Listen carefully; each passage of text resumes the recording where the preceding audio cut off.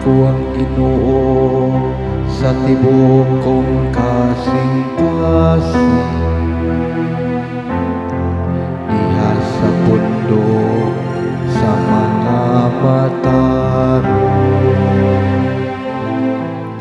dagko ang mga buhat sa Ginoo. Matahong diha sa tanan nilang kaanindo.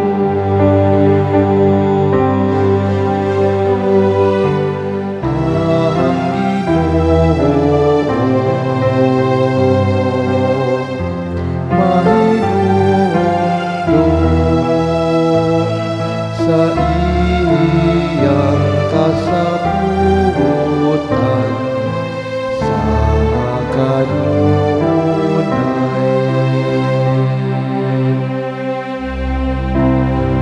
Nahimo siyang bantugan tungod sa iyang katingalahang mga buhat. Maayong maluluyon ang Ginoo, iyang gitagaag pagkaon, sila nga mahadlokon kaniya. Sa kanunay mahinumdum siya sa iyang kasabutan.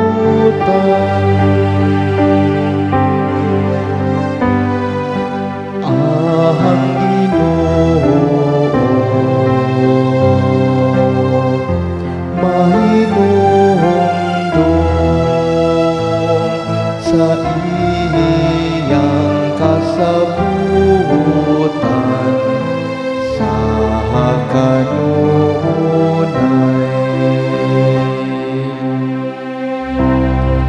Nagpadala siya kaluwasan ngadto sa iyang katawhan.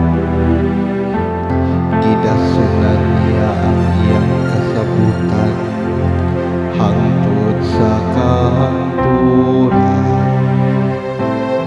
Balaan ug katahaan ang iyang ngalan.